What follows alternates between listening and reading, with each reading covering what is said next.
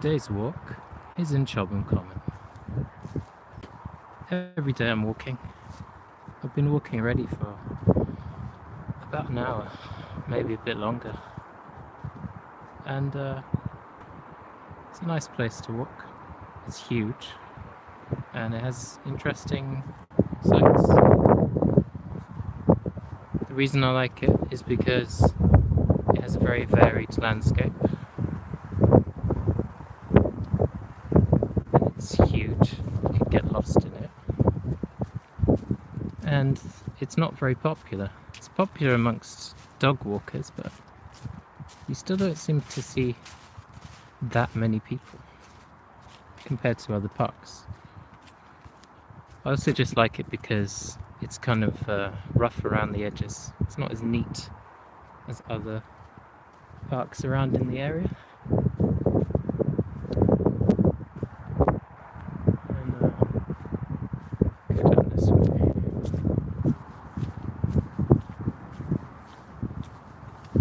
It's pretty huge.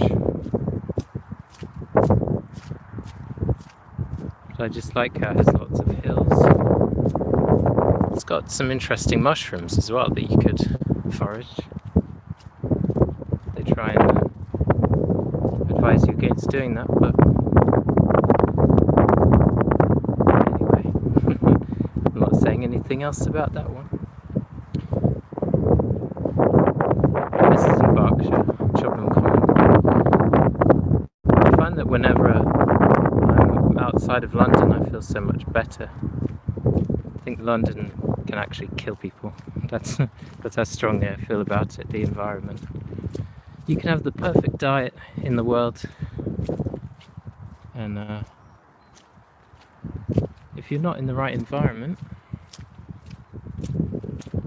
then you can encounter problems. I feel much worse in toxic London with all the pollution. The air quality around here is so much better.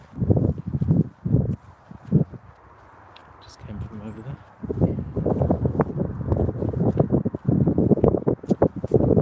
You can also see wildlife here, which is quite nice. Away from humans for a bit. See other animals.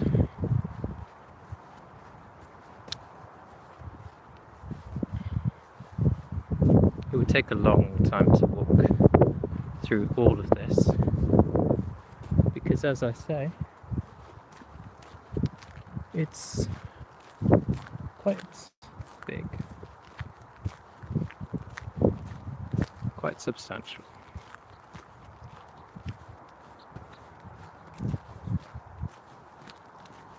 But I like all the hills, and there's a few lakes in here as well. Some rabbits. I think they're a deer, but I'm not sure. Lots of different types of birds.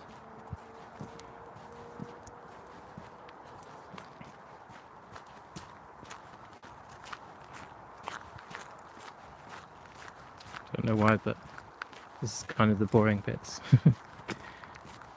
But as I say, this is just as important, if not maybe sometimes more than diet. Just getting out in nature, enjoying the surroundings.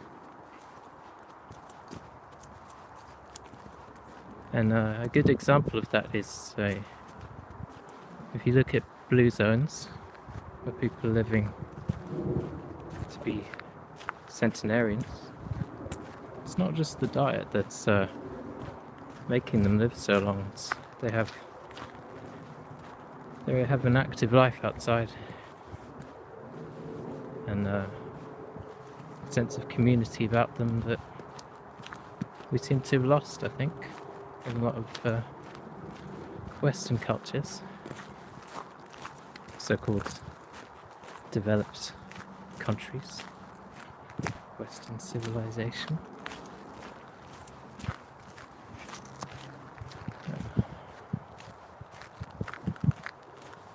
And another example is there's a very long-term glioblastoma survivor, Cheryl Broyles, think she's almost an 18-year survivor, if I'm not mistaken. She's always going out hiking, always going out hiking in nature. She does follow a ketogenic diet and has cannabis oil and a load of other things. But I feel as though walking in nature has a lot of benefits for her and just people in general.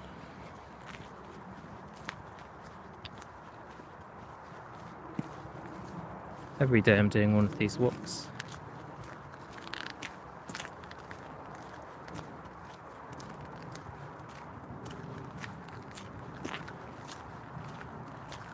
Which way should I go?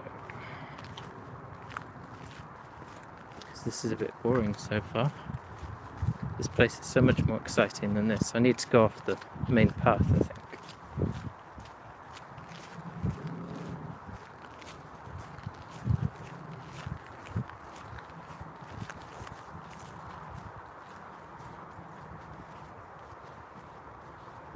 Need to find some nice hilly bits.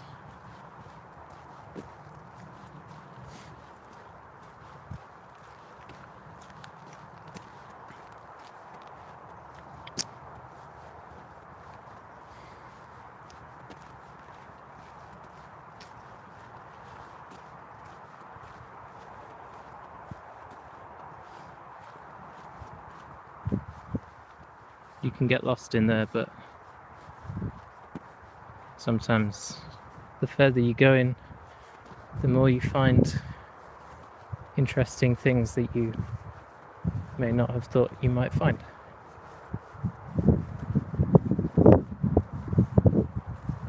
So maybe I'll try that. Or maybe not. So decisive.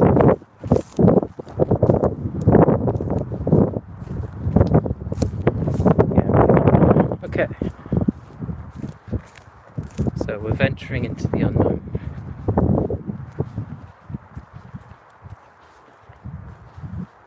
That's what makes life exciting. What good is... I see all these biohackers and I think, and people who try to live forever, but then I ask, are they really living? Sometimes they're trying all these things, but they're not necessarily living life to the fullest. They might maybe reach their goal of living, a million years or whatever they want, but if they're trying so hard and being so strict with all these things, are they really living? That's the question. I'm glad I've got the right shoes on, because I've really gone off track here. But it's fun. And it does look more interesting over there. So I'm going to try and go over there.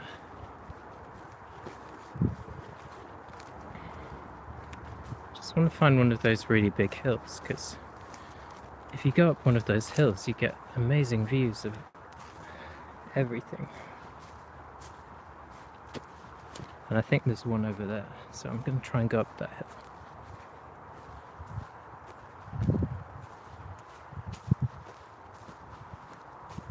Try is the main word, the operative word.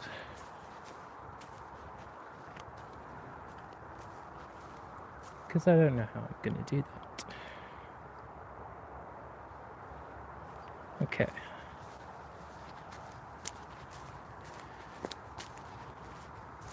But yeah, as I was saying, things like epilepsy and anything to do with the brain. I'm not going to go that way. But anything to do with the brain, if you're constantly challenging yourself, if you're going for long walks, that's kind of the best exercise you can do, in my opinion. You're keeping cortisol levels down, and you're being active.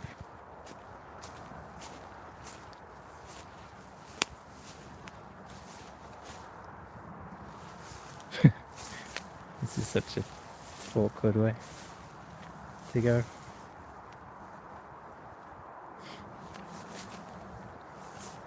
But I'll persevere, because I'm crazy.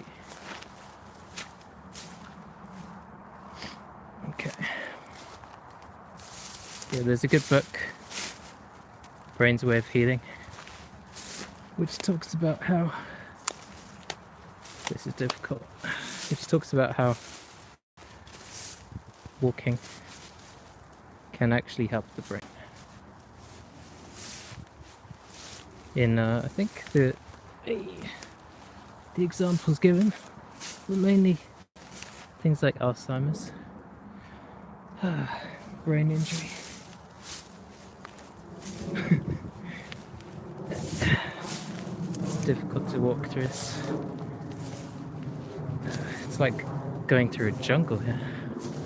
Well, I did say that the terrain here is quite different, and we're off the track, which we shouldn't really be, but it's giving me a kind of leg workout. Nearly fell over there. Be a kind of leg workout. There's a hill up there I'm trying to get to.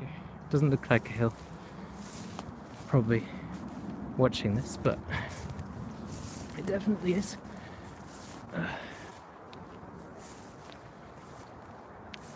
And this is not even footing here. There's lots of ditches. And I'm kind of stuck here. So maybe sometimes you should follow the path. That's the lesson sometimes. Sometimes. Not always. That's the problem with anything. That it's not always 100%. There's always a grey area with anything. Well, I'm just glad I've got the right shoes on, because this is a nightmare.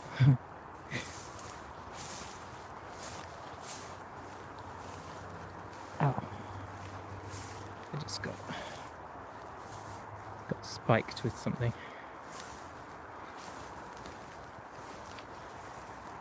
Good thing there are no snakes or anything like that. Hopefully I don't step on any small animals.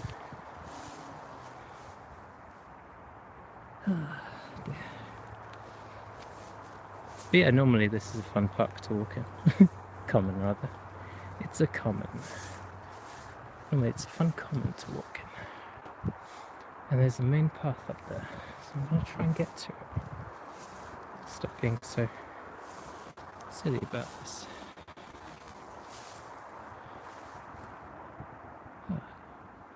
Well, this is quite nice anyway. It's getting nicer.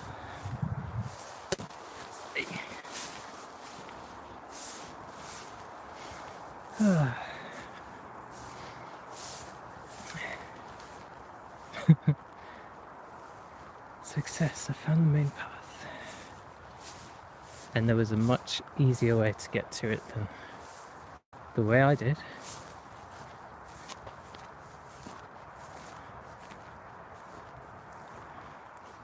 See? Now this is beautiful.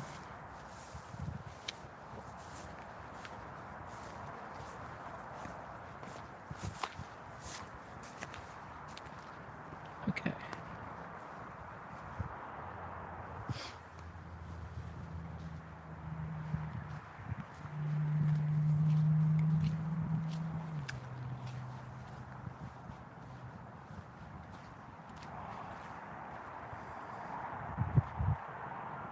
Now, ChobhamCommon, take 2. My legs are killing me from that. Honestly. Just trying to dredge my way through all that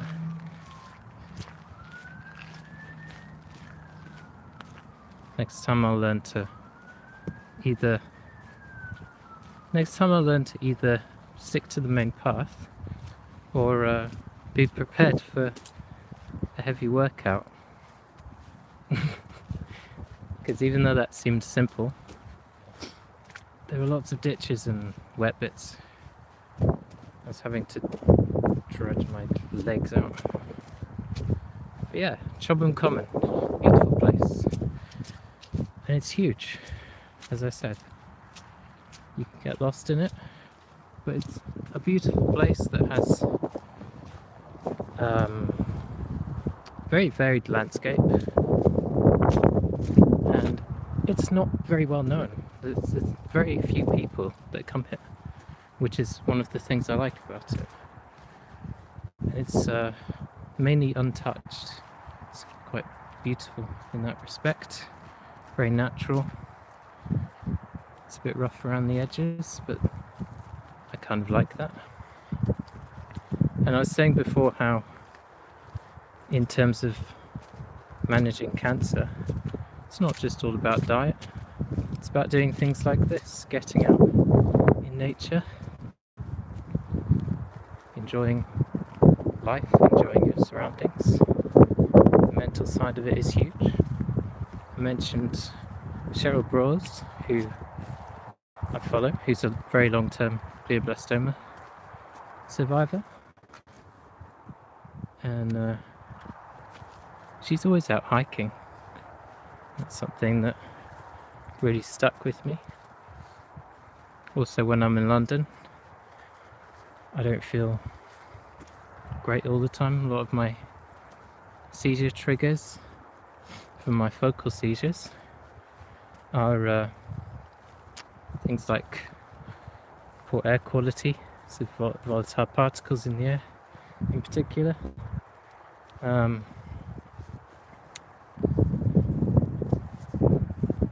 Stuffy rooms as well.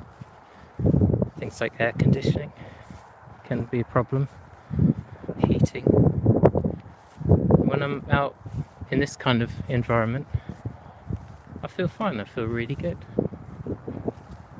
So I do think London is actually contributing to killing people. And I don't mince my words when I say that. That's what I believe. It's a toxic environment. These big cities. And even just in terms of people's attitudes, I think that's a toxic environment. I think there are negative people at the top. See, you get a nice view from the top of this hill. It's beautiful.